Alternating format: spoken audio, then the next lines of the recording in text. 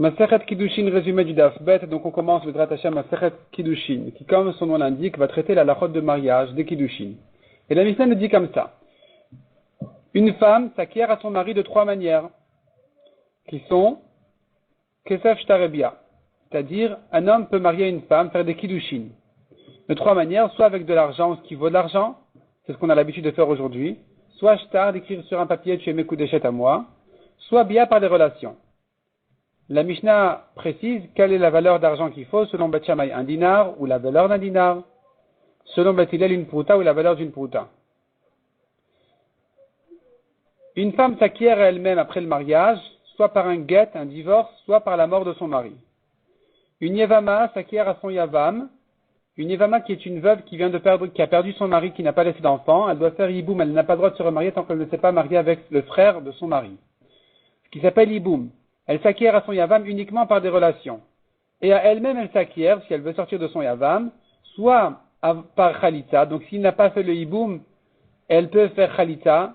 Ils peuvent faire khalitza, qu'elle lui enlève la chaussure, elle fait la chôte de khalitza. Elle pourra se marier, soit par la mort du yavam. On précise bien, ce qu'on appelle ici les kiddushin, c'est la première étape du mariage. Un mariage halachique se fait en deux étapes. Premièrement, les kiddushin, qui est la réservation halachique de cette femme-là pour qu'elle s'appelle une femme qui est réservée à son mari.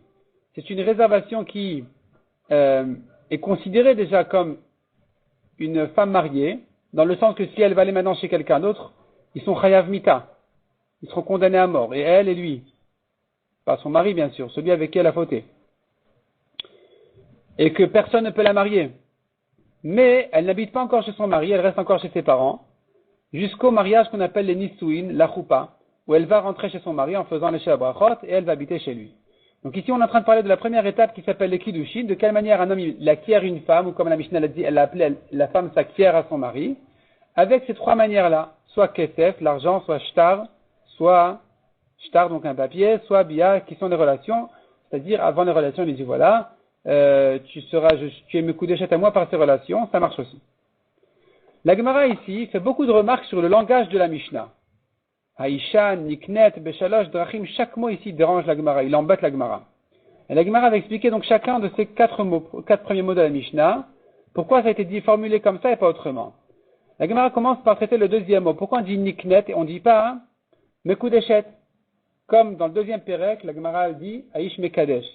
La Mishnah dit là-bas, un homme, il est Mekadesh une femme, on parle bien de Kiddushin. Pourquoi si tu me dis Niknet, elle s'acquiert? Pourquoi tu me parles d'acquérir? La Gemara ramène des psukim, comme quoi c'est ça le langage de la Torah. Donc finalement, au début de la Masechet, on a commencé par le langage de la Torah, d'acquérir une femme.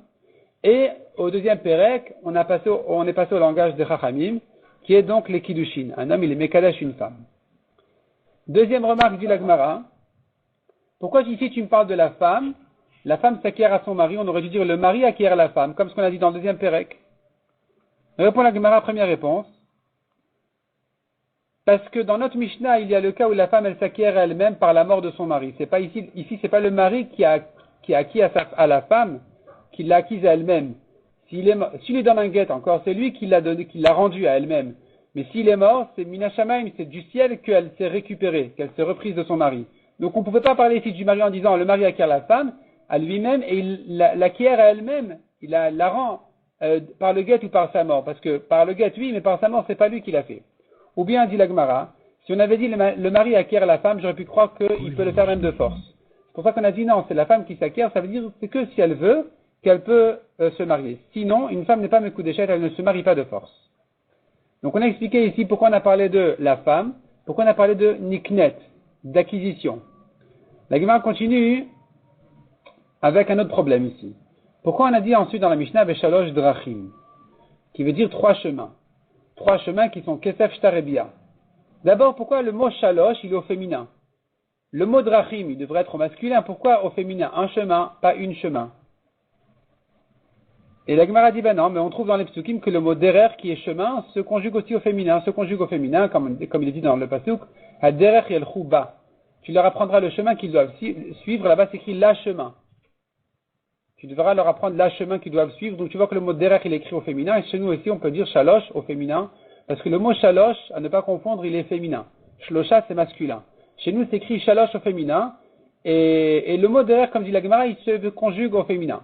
La Gemara, finalement, après toute une grande recherche, elle conclut comme ça. Le mot derer, dans les psukim et dans les mishnayot, est conjugué des fois au féminin, des fois au masculin, à chaque fois selon son contexte. Chez nous, c'est au féminin. Pourquoi? Parce qu'on est en train de parler de la femme qui s'acquiert. Donc on a utilisé le mot derer au féminin. D'ailleurs, l'achemin à suivre, qui est l'achemin de la Torah, est conjugué aussi au féminin parce qu'on dit parce que sur la Torah c'est écrit, la Torah elle s'appelle au féminin, Torah Hashem Tamima Meshivat Nefesh. On dit pas Torah Hashem Tamim Meshiv Nefesh. Donc ici à propos du chemin de la Torah, on appelle ça l'achemin, Derech El Chouba. Tandis que ailleurs, à propos de la Touma dans Zav, c'est conjugué là-bas au masculin, Shiv Adrachim au masculin, et d'ailleurs aussi dans les psukim on voit que des fois c'est conjugué au masculin, selon le contexte là-bas ça doit être conjugué au masculin parce que ça ne concerne que les hommes uniquement. La Gemara dit d'accord, ça va, j'ai compris pourquoi au féminin. Mais pourquoi tu me dis le mot drachim? Qui t'a demandé de parler ici de chemin? Parle-moi de choses. Une femme s'acquiert par 3 choses. Pourquoi par 3 chemins? La Gemara donne 2 réponses. Soit on voit que la troisième chose qui sont les relations, la bia, s'appelle derer dans les psukim. Donc on a dû dire derer parce que finalement le but du mariage est d'arriver à ça. Soit c'est pour te dire que c'est ça le chemin, l'habitude d'un mariage que l'homme va chercher sa femme. Nous avons une notion d'habitude à propos du mariage, d'un chemin à propos du mariage, que ce soit l'homme qui va chercher la femme plutôt que la femme qui va chercher l'homme. Donc, puisqu'il y a une question d'habitude ici, on a dit aussi ici, drachim. Et à propos du zav aussi, la Gemara explique pourquoi dans le tamé du zav, c'est écrit là-bas drachim, pourquoi on a parlé là-bas de chemin, on le vérifie de cette manière, on a appelé ça le chemin. La Gemara donne aussi la raison pourquoi est-ce qu'on a dû employer cette notion-là de chemin. La Gemara dans le daf suivant va continuer encore avec ses recherches. Est-ce que drachim, les chemins, c'est féminin ou masculin? On va laisser la suite pour le daf suivant, Bezrat Hashem.